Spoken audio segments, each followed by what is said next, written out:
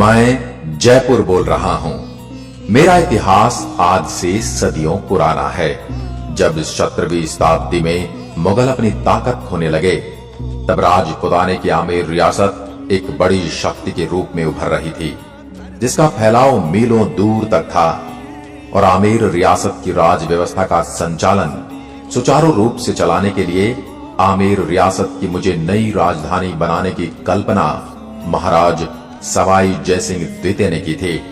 मेरी स्थापना विद्याधर भट्टाचार्य नामक एक बंगाली ब्राह्मण ने की थी, जिन्होंने मुझे 9 चौकियों में बसाया था। इसमें मेरे 2 खंड राजमहल तथा वैद्यशाला के लिए रखे गए थे। सूरज पोल से चांद पोल तक की सड़क 2 मील लंबी और इसकी चौड़ाई 120 फीट रखी गई थी। महाराज सवाई जयसिंह द्वितीय, जो कि कछवाह वंश के शासक थे और एक पराक्रमी राजा के साथ साथ एक विद्वान और एक ज्योतिषज्ञ भी थे, इन्होंने ही राजस्थान में सर्वप्रथम सती प्रथा को रोकने का प्रयास किया और विधवा विवाह को बढ़ावा दिया। मित्रों, ये वही कछवाहा वंश जो भगवान राम के ज्येष्ठ पुत्र कुश की संतान होने के कारण ही कुशवाह कहलाए, या आगे चलकर कछवाहा बन गए। मुझ में 3 सुंदर चौपड़ों का निर्माण किया गया। महाराज सवाई जयसिंह द्वितीय को मेरी बड़ी चिंता थी, जिसके लिए इन्होंने मेरी चारों तरफ मजबूत परकोटे का निर्माण किया, जिसकी दीवार 24 फुट ऊंची तथा 9 फीट चौड़ी है। मेरे परकोटे पर 7 द्वारों का निर्माण किया गया। नियोजित तरीके से बसाए मुझ में महाराज के महल, ओहदेदारों की हवेली और बाग बगीचे ही नहीं, बल्कि आम नागरिकों के आवास और राजमार्ग भी बनाए गए थे।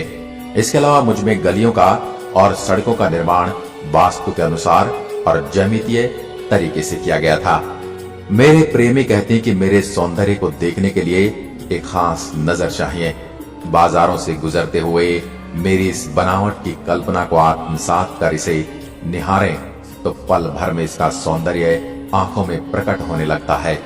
लंबी चौड़ी और ऊंची प्राचीर, तीनों ओर फैली पर्वतमालाएं, सीधे सपाट राजमार्ग, गलियां, चौराहे, चौपड़, भव्य राजप्रसाद, मंदिर और हवेली, बाग बगीचे, जलाशय और गुलाबी आभा से सजा हुआ हूं मैं। मानो मैं इंद्रपुरी का आभास देने लगता हूं।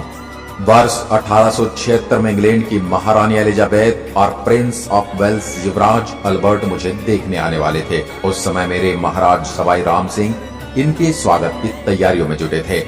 इनके स्वागत के लिए मुझे दुल्हन की तरह सजाया गया था। महाराजा सवाई राम सिंह के मन में सूझा कि क्यों ना पूरे शहर को एक रंग में रंग दिया जाए।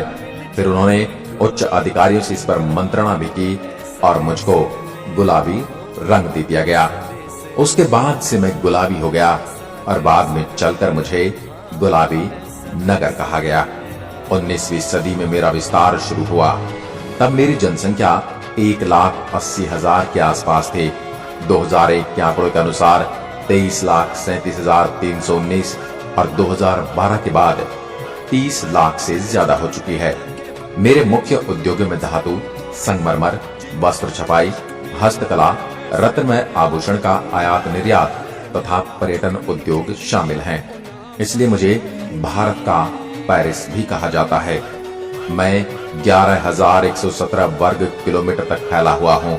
मुझ में बसने वाले लोगों में से 75% लोग साक्षर हैं तथा ये अपनी आजीविका चलाने के लिए नौकरी पेशे एवं उद्योग धंधों में काम करते हैं। मेरे यहाँ का ब्लू पॉटरी व्यवसाय विश्व स्तर पर प्रसिद्ध है। आंखों को लुभाने वाली इस पॉटरी को बनाने के लिए बेसाल्ट एवं कोबाल्ट से बनी हुई डाई का इस्तेमाल किया जाता है, जिसमें क्वार्ट्ज के स्टोन पाउडर को मुल्तानी मिट्टी और दूसरी चीजों के साथ मिलाकर इसे मार्केट में चल रही मांग के अनुसार बनाया जाता है। इस डिजाइन को बनाने के लिए मुख्य तौर पर रंगों का इस्तेमाल करके मटकों, छोटे जारों, मिट्टी की बनी हुई प्लेटों इत्यादि पर नक्काशियां की जाती हैं। मेरे अंदर मुख्य रूप से गेहूं, मक्का, ज्वार, बाजरा, सरसों एवं चना की खेती की जाती है। अगर आप मेरी सैर करना चाहते हैं तो दिल्ली से मेरी दूरी सड़क मार्ग से 280 किलोमीटर है। अगर आप वायु मार्ग या रेल मार्ग से आना चाहते हैं तो भी आप आसानी से मुझ तक पहुंच सकते हैं। मैं भारत के टूरिस्ट सर्किट गोल्ड ट्रायंगल का हिस्सा भी हूँ। इस गोल्डन ट्रायंगल में दिल्ली, आगरा और मैं भी आता हूँ। अगर आप कभी भारत का नक्शा देखेंगे तो आपको ये तीनों एक त्रिभुज के रूप में दिखाई देंगे। इस कारण इन्हें भारत का स्वर्णिम त्रिभुज यानी इंडियन गोल्डन ट्रायंगल कहा जाता है। मेरे अंदर बहुत से पर्यटन स्थल आकर्षण का केंद्र हैं, जिनमें मुख्य रूप से जंतर मंतर, हवा महल, सिटी पैलेस, गोविंद देव जी का मंदिर, श्री लक्ष्मी जगदीश महाराज मंदिर, BM बिड़ला तारामंडल, आमेर का किला, जयगढ़ दुर्ग और जल महल आदि। जयपुर के रौनक भरे बाजारों में दुकानें रंग बिरंगे सामानों से भरी हैं, जिनमें हथकरघा उत्पाद, बहुमूल्य पत्थर, हस्तकला से युक्त वनस्पति रंगों से बने वस्त्र, मीनाकारी आभूषण, पीतल का सजावटी सामान, राजस्थानी चित्रकला के नमूने, नागरा मोजरी जूतियां, ब्लू पॉटरी, हाथी दांत के हस्तशिल्प और सफेद संगमरमर की मूर्तियां आदि शामिल हैं। प्रसिद्ध बाजारों में जोहरी बाजार, बापू बाजार, नेहरू बाजार, चौड़ा रास्ता, त्रिपोलिया बाजार और MI रोड के साथ लगे बाजार हैं। अब मैं आपको एक एक करके मेरे कुछ दर्शनीय स्थलों की सैर करवाऊंगा। सबसे पहले बात करते हैं जंतर मंतर वैद्यशाला की।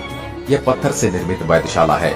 यह जयसिंह की 5 वैद्यशालाओं में सबसे विशाल है। इसके जटिल यंत्र, इसका विन्यास व आकार वैज्ञानिक ढंग से तैयार किया गया है। यह विश्व प्रसिद्ध वैद्यशाला है, जिसे 2010 में यूनेस्को ने विश्व धरोहर की सूची में शामिल किया था। मध्ययुगीन भारत के खगोल विज्ञान की उपलब्धियों का जीवंत उदाहरण है।